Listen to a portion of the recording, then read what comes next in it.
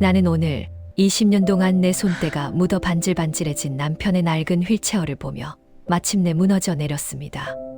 그토록 견고하게 쌓아 올렸던 나의 인내가 사실은 자식들이 파놓은 거대한 구덩이 위를 위태롭게 걷던 발걸음이었음을 이제야 깨달았기 때문입니다. 어쩌다 나는 이토록 처참한 배신의 주인공이 되어 차가운 병실, 바닥에서 환갑을 훌쩍 넘긴 나이를 맞이하게 된 것일까요? 만약 20년 전 그날 남편이 자식들의 손을 잡고 산에 오르겠다고 했을 때 내가 끝까지 소매를 붙잡아 말렸더라면 어땠을까요? 그 산행이 남편의 머리를 부수고 내 인생을 송두리째 짓밟을 음모의 시작이었다는 것을 왜 나는 한 번도 의심하지 못했을까요? 후회는 독이 되어 내 심장을 갉아먹고 자책은 날카로운 가시가 되어 목구멍을 찌릅니다. 내가 그토록 사랑했던 자식들이 사실은 아버지를 산 아래로 밀어버린 악마들이었다는 진실 앞에서 나는 누구를 원망해야 합니까?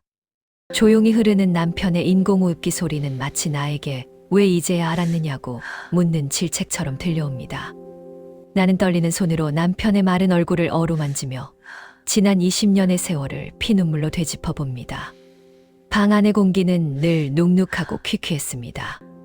남편이 누워있는 이 작은 단칸방은 20년 전 우리가 소유했던 5층 건물의 화려한 옥사, 펜트하우스와는 비교조차 할 수 없는 곳입니다. 자식들은 아버지가 쓰러지자마자 병원비와 관리비가 너무 많이 든다며 나를 이 좁은 골방으로 밀어 넣었습니다. 그때만 해도 나는 그저 고마웠습니다. 식물인간이 된 아버지를 내치지 않고 그래도 지붕 아래 살게 해주는 것이 자식들의 효도라 믿었습니다. 나의 하루는 새벽 4시에 시작되었습니다. 의식 없이 누워있는 남편의 몸을 닦아주고 가래를 뽑아내고 굳어가는 팔다리를 주무르는 것이 내 인생의 전부였습니다. 자식들은 한 달에 한 번 들러 엄마, 건물이 적자야. 이번 달 생활비는 좀 줘야겠어. 라는 말만 남기고 서둘러 떠났습니다. 나는 그 말을 철석같이 믿었습니다. 남편이 사고를 당하기 전 그토록 열심히 일에 일궈놓은 건물이 정말로 무너져가는 줄로만 알았습니다. 나는 식당 일을 나갔습니다. 남편 곁을 오래 비울 수 없어 새벽과 밤으로 나누어 파출부 일을 하며 약값을 보탰습니다. 손가락 마디마디가 튀어나오고 손톱 밑이 새까맣게 죽어갈 때까지 나는 참았습니다. 내가 조금 더 고생하면 자식들이 조금 더 편해지겠지. 남편이 언젠가 눈을 뜨면 우리가 지켜낸 이 가정에 뿌듯해하겠지. 그 어리석은 믿음이 나를 20년 동안 지탱한 동력이었습니다. 큰아들은 아버지의 인감도장을 가져가며 엄마는 이런 거 잘 모르니까 내가 관리할게 라고 했습니다. 작은아들은 형 혼자 힘들면 안 되니까 내가 법적인 거 알아볼게 라며 거들었습니다. 그들은 아버지의 사고 이후 부쩍 친해진 듯 보였습니다. 나는 그 모습이 그저 우애가 깊어진 것인 줄로만 알았습니다. 사실은 아버지를 산에서 밀어버린 그날의 비밀을 공유한 공범들의 동맹이었다는 것을 꿈에도 몰랐습니다. 남편의 머리 흉터는 20년이 지나도 선명했습니다. 의사는 단순 추락이라고 했지만 남편의 상처는 유독 정수리 쪽이 함몰되어 있었습니다. 자식들은 아버지가 발을 헛디뎌 바위에 부딪히셨다고 울먹였습니다. 나는 그 눈물에 속아 남편의 상처를 들여다볼 생각조차 하지 못했습니다. 사고 당시 남편과 함께 산에 있었던 자식들의 옷에 묻은 흙과 피가 사실은 남편을 밀어낸 뒤 확인 사살하듯 짓밟은 흔적이었다는 것을 어떻게 상상이나 했겠습니까? 20년의 세월은 참으로 무거웠습니다. 나는 제대로 된 옷 한 벌 사 입지 못하고 유통기한이 임박해 할인하는 식재료로 끼니를 때우며 살았습니다. 반면 자식들은 해마다 외제차를 바꾸고 손주들은 유학을 떠났습니다. 엄마, 이건 건물 담보 대출 받아서 간신히 보낸 거야 라며 나를 속이던 그들의 얼굴. 그 가증스러운 연기에 나는 고생이 많다며 오히려 그들의 손을 잡아주었습니다. 그러던 어느 날 기적이 찾아왔습니다. 전혀 반응이 없던 남편의 손가락이 미세하게 떨리기 시작했습니다.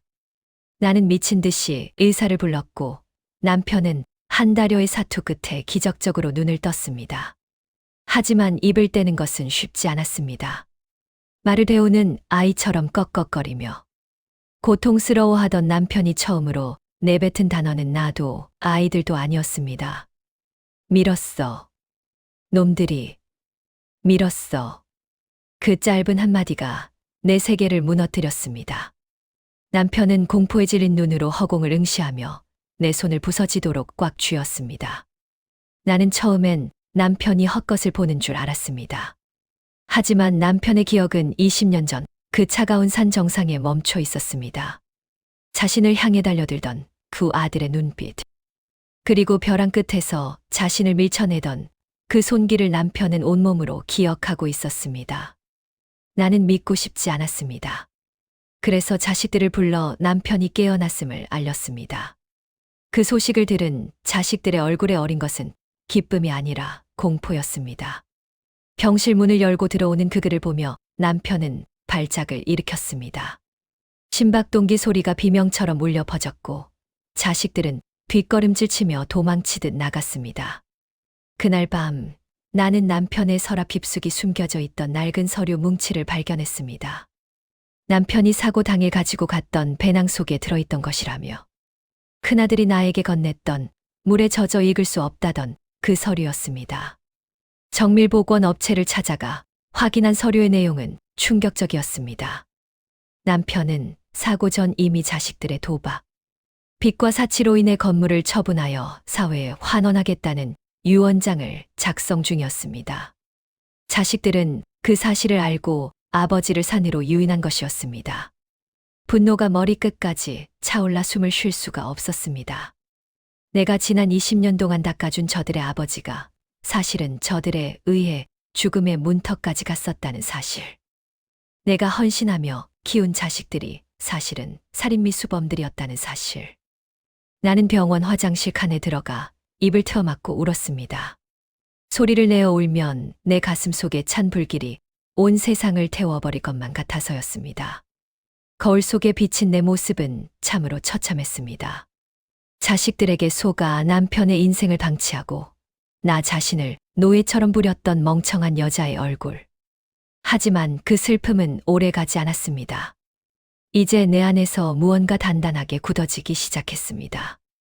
그것은 자식에 대한 모성애가 아니라 인간으로서의 존엄을 되찾겠다는 서슬퍼런 결기였습니다. 남편의 손을 다시 잡았습니다. 이제 남편의 눈에는 더 이상 공포가 없습니다. 나의 분노가 전달된 것인지 그는 아주 미세하게 고개를 끄덕였습니다. 걱정 마요. 내가 당신을 저 괴물들에게서 구해낼 테니까. 우리가 일군 그 성으로 다시 돌아갈 테니까.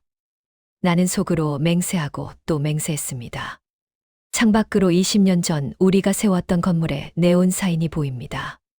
저 화려한 빛 아래서 자식들은 내 피 같은 돈으로 축배를 들고 있겠지요. 하지만 그들은 모를 것입니다.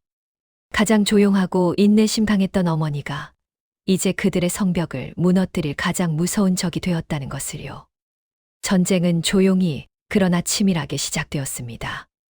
나는 자식들에게 남편이 다시 혼수 상태에 빠졌다고 거짓말을 했습니다. 그들은 안도의 한숨을 내쉬며 역시 기적은 없네라고 비웃었습니다. 그 비열한 웃음소리가 내 귓가를 때릴 때마다 나는 이를 악물었습니다. 이제 내가 할 일은 20년 동안 자식들이 가로챈 모든 증거를 수집하는 것이었습니다. 나는 남편의 비서였던 이제는 노인이 된 김 부장을 수소문 끝에 찾아냈습니다. 그는 나를 보자마자 눈물을 흘리며 사죄했습니다. 사모님, 죄송합니다. 도련님들이 저를 협박해서 건물의 명의를 강제로 이전하게 했습니다. 사장님이 깨어나시면 드리려고 서류들을 숨겨두었습니다. 그가 건넨 가방 안에는 지난 20년간의 임대료, 통장 내역과 강제 명예 이전 증거들이 가득했습니다. 매달 수천만 원이 넘는 돈이 내 자식들의 도박, 자금과 유흥비로 빠져나갔다는 사실이 숫자로 증명되고 있었습니다. 나는 최고의 변호사를 선임했습니다. 돈은 김 부장이 몰래 빼돌려 두었던 남편의 비자금을 사용했습니다. 변호사는 서류를 검토하더니 경악했습니다. 이건 단순한 재산 다툼이 아닙니다. 살인미수와 횡령, 사기까지 겹친 중범죄입니다. 나는 떨리는 목소리로 말했습니다. 법이 허용하는 가장 잔인한 방법으로 그들을 끌어내려 주세요. 단 한 푼의 재산도, 단 한 줄기 동정도 그들에게 허락하지 마십시오. 드디어 결전의 날이 밝았습니다. 자식들은 여느 때처럼 건물관리사무소에서 거드름을 피우고 있었습니다. 나는 휠체어에 앉은 남편과 함께 그들 앞에 나타났습니다. 남편은 이제 스스로 고개를 들고 그들을 쏘아볼 수 있을 만큼 회복된 상태였습니다. 엄마, 아버지는 왜? 큰아들의 얼굴이 흙빛으로 변했습니다. 나는 아무 말 없이 변호사가 준비한 서류를 테이블 위에 던졌습니다. 이 건물에서 당장 나가라. 내 목소리는 낮았지만 방 안을 압도했습니다. 20년 전 산에서 무슨 일이 있었는지, 너희가 가로챈 돈이 어디로 갔는지 법정이 다 알게 될 거다. 그리고 이 건물 오늘부로 가압류됐다. 자식들은 무릎을 꿇었습니다. 엄마, 우리가 잘못했어. 그때는 너무 어려서 돈에 눈이 멀어서 그랬어.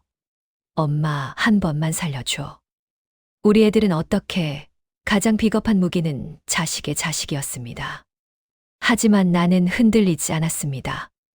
내 손주들을 유학 보낼 돈으로 저들의 아버지는 차가운 방에서 욕창과 싸워야 했습니다. 나는 자식들의 손을 냉정하게 쳐냈습니다. 경찰이 들이닥치고 그들이 수갑을 찬 채 끌려나갈 때까지 나는 눈 하나 깜빡이지 않았습니다. 남편은 내 손을 꽉 쥐었습니다. 그의 눈에서 흐르는 눈물은 슬픔이 아니라 20년 만에 되찾은 정의의 눈물이었습니다. 여보, 고마워.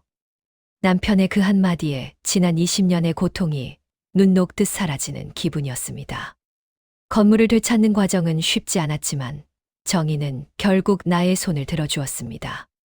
자식들은 법의 심판을 받아 감옥으로 향했고 그들이 차지했던 화려한 집들은 모두 경매로 넘어갔습니다.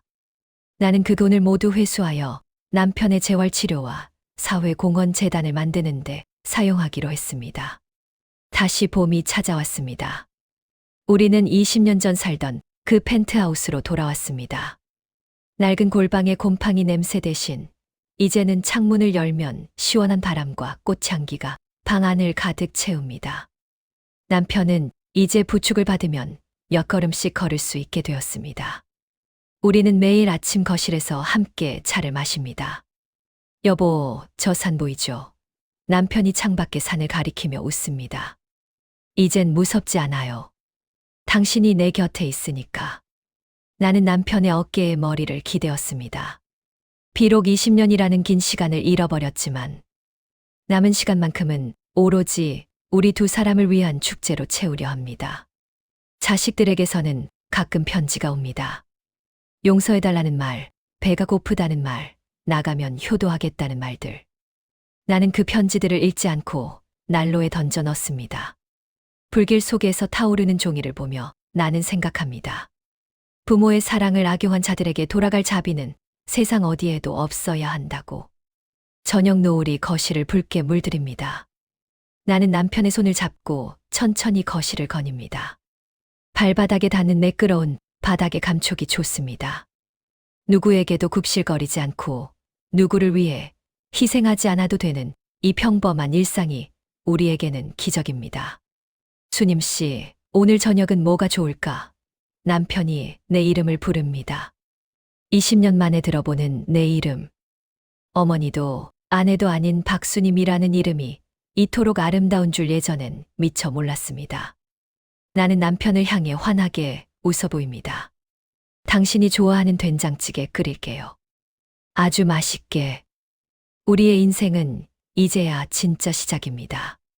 어둠을 뚫고 나온 꽃이 더 향기롭듯 우리의 노후는 그 어느 때보다 빛나고 있습니다.